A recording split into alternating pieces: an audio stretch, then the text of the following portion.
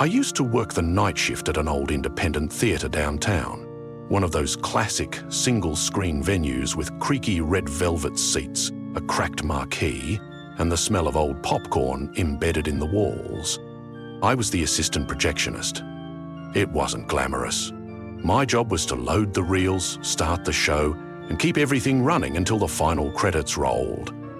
Most nights, I was alone up in the projection room, high above the audience, with only the hum of the equipment to keep me company. The building dated back to the 1930s, and it looked at. Rumor was, back in the 40s, a man died in the projection booth. Heart attack, supposedly. But no one ever wanted to talk about it. One Tuesday night, during a screening of Nosferatu, a silent black and white film, we only had about 12 people in the audience. I started the reel, dimmed the lights, and settled into the small metal chair with a book and some coffee. But about 15 minutes in, I heard it. Tap, tap, tap. At first, I thought it was just the cooling pipes expanding. Old buildings do that. But then it came again, louder. This time, right next to my head. Tap, tap. I turned and looked at the window that overlooks the auditorium. And there, on the other side, was a handprint. Not just any handprint. Fresh, smeared, as if someone had pressed hard against the glass from inside the booth. But I hadn't moved. No one else was in there with me.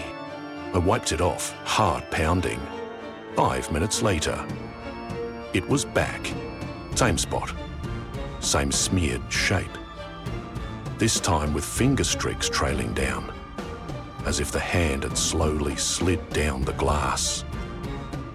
I spun around, half expecting someone to be standing behind me. No one. I checked the door. Locked. I even opened the real room, thinking maybe someone was pulling a prank, but all I found was the cold draft that hit me like a punch to the gut. That's when I heard a whisper. It came from the film canisters stacked in the corner. I stepped closer, flashlight in hand. Then, slam. The projector stopped. Lights blinked off. The film snapped in its track, and the room fell completely silent, except for one thing. A slow, dragging breath coming from directly behind me. I turned. Nothing.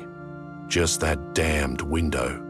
And the handprint, now joined by another. As if someone was standing on the other side, inside the glass, watching me. Needless to say, I quit the next day. The manager didn't even look surprised when I told him what happened. All he said was, "You made it longer than the last guy."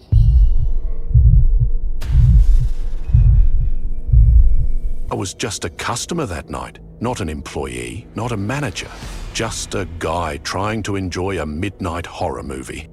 It was a classic slasher film marathon, 3 movies back to back. My friends bailed at the last minute, but I went anyway. The theatre was half full, mostly horror nerds like me. I got a seat near the back, row H, seat 12. Just before the first movie started, a tall man sat down 2 seats over from me. Pale skin, black coat, kinda smelled like old cologne and rainwater. Didn't say a word, just stared straight ahead. But here's the thing, I swear I hadn't seen him walk in. I glanced over at him a couple of times during the movie. He didn't move, didn't flinch, didn't even blink when loud jump scares hit.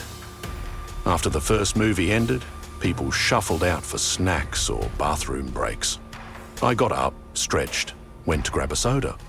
When I came back, seat 12 was still empty. But that man was gone. Just vanished. I asked the couple sitting in front of me if they saw the guy who had been in row H. The girl just blinked and said, "You've been alone the whole time." I thought they were messing with me until the second movie started. About halfway through, I felt the air shift, like someone had walked past me. But I was at the end of the row, No one could get by without brushing my legs. That's when I heard breathing. It was close, right beside me. I slowly turned my head, and there he was again. Same pale man, same coat, same unmoving eyes, but he wasn't sitting in his seat. He was standing directly behind it, his head tilted down toward me. I froze, couldn't even yell. I just stared straight ahead, heart jackhammering in my chest. A moment later, I blinked, and he was gone again. The third movie never even started. Power out right before it began. An employee came in and told us we had to leave. Technical problems. As we were walking out, I glanced back at the nearly empty theatre. And in row H, C12, the seat I had been sitting in, was someone sitting there. Just sitting still, watching me.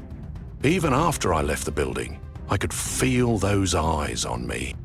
That night, I checked my coat when I got home, just out of habit, and found a small ticket stub in the pocket.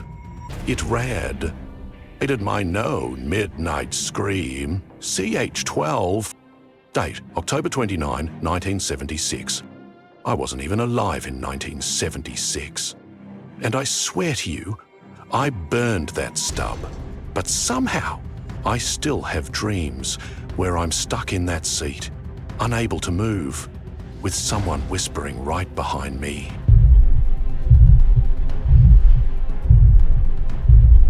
I was working the closing shift at an independent movie theatre in a small Pennsylvania town. You know the type, cracked tiles, faded red seats, old projectors that made more noise than the audience. The building had been a theatre since the 1930s. Locals always said it was haunted, but that's just small-town tradition. I didn't believe in any of that, at least not then. One Thursday night, after the last showing in Theatre 4, a documentary, I think, I started my normal closing routine. Pick up trash, sweep under the seats, check for lost items. The whole building was empty, or it should have been.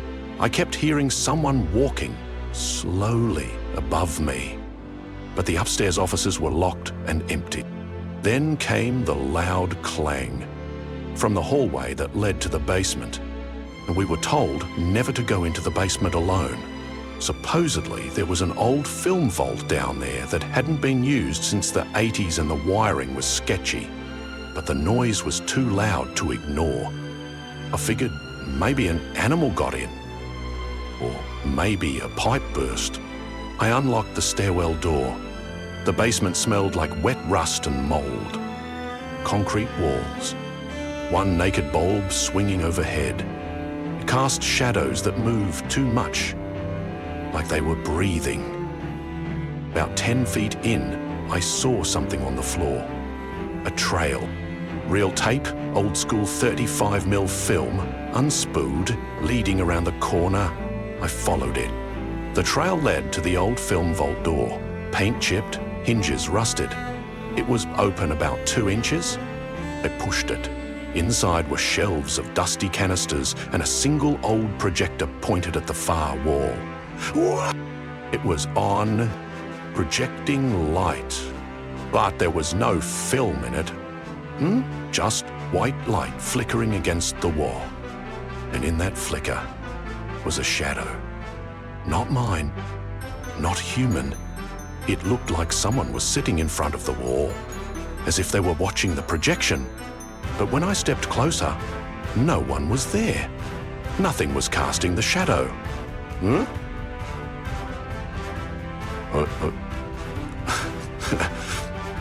Then, a voice behind me. Don't rewind it. I turned around, heart racing, and saw nothing. But the projector began to play something on its own. On the wall appeared grainy black and white footage of a boy sitting in the front row of a movie theatre, screaming, silent screams, over and over again, like he was watching something no one else could see. I backed out and slammed the vault door shut, ran back up the stairs, up the film tape trail. like it had never been there. I didn't quit right away. I tried to forget it. But a few weeks later, I overheard our manager on the phone with the owner. Apparently, Theatre 4 used to be a single-screen house before it was split up in the 90s. And in 1982, a kid went missing during a screening. The only clue they ever found? A piece of reel tape left near his empty seat. The same kind of tape I followed into the basement. I've never gone back down there, but sometimes, when I close up, I hear the projector turning on by itself, and I leave the building immediately.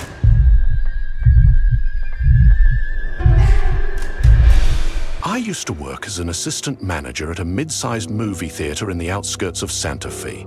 We were one of those 12-screen setups. Not ancient, but not exactly modern either. I'd been there about 6 months and had mostly night shifts.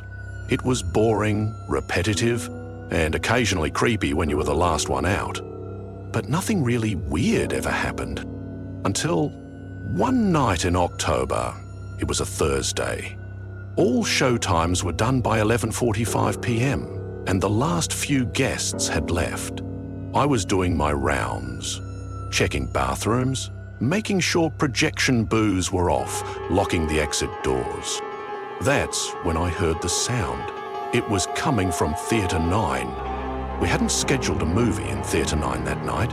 The projector wasn't even turned on for that room.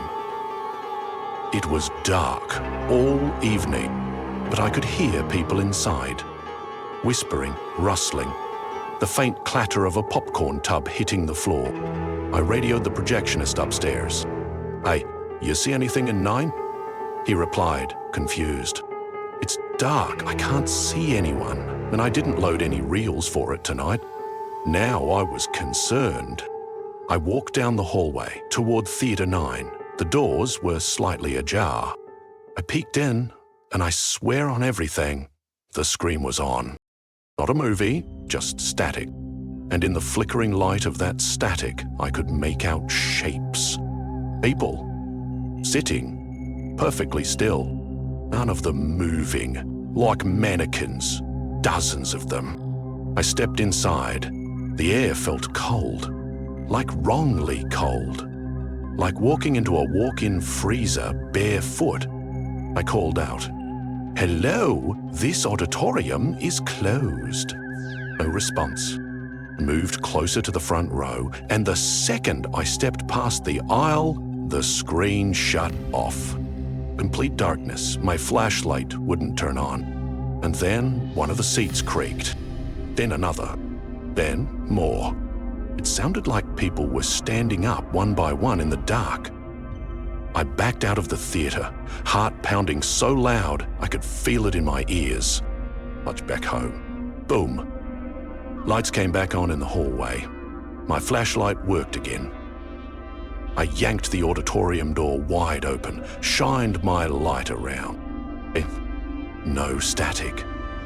No shadows. Not a single person. Just trash from earlier screenings on the floor. I reviewed the CCTV recordings the next day at exactly 12:12 a.m., which was when I'd heard the noise. The hallway camera showed something.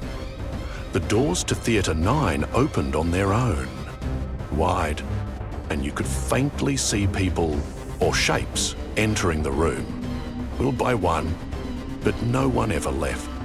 We don't schedule anything in Theatre 9 past midnight anymore. And if someone accidentally does, the ticket kiosk system glitches and resets the listing on its own, as if the system knows better.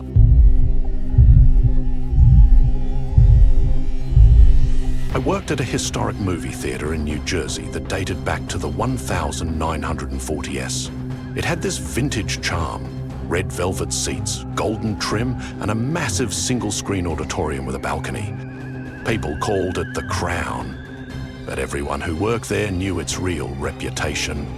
They said it was haunted, but most of us figured it was just old building vibes. Drafts, weird noises from aging pipes. You get used to it. I didn't believe anything until the night I had to cover for the projectionist. See, the regular guy, Marty, called out sick, and the manager said, "Just go up there and hit play, everything's queued up." It was a late screening of some old noir film, hardly any guests that night. So I climbed the narrow metal stairs into the projection booth. Immediately I felt it. That air, stale, heavy, like it hadn't moved in decades. There was a chair tucked into the corner, a cup of black coffee next to it, still steaming. But no one had been up here for hours. I brushed it off, hit play. Film started rolling, everything looked fine. I turned around to leave, and the door slammed shut behind me. I thought someone was messing with me, until I tried to open it. I pounded on it, but the thick walls muffled everything. And then I heard the voice, a deep, whispery rasp behind me. "You can't run the reels like this." I turned fast. Now what? Just that chair, still tucked in the corner. Only now, the coffee was gone. Then the projector started to jam.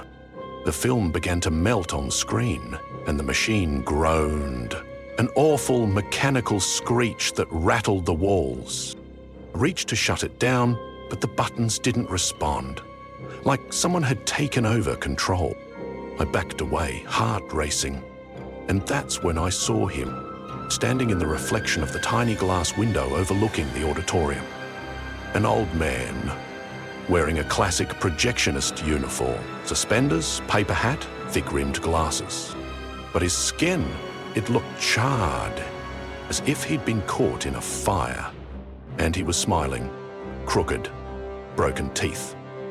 I turned, he wasn't there. Looked back in the reflection, still smiling. Then the lights in the booth cut out. Total darkness, just the flickering glow of the projector's dying light.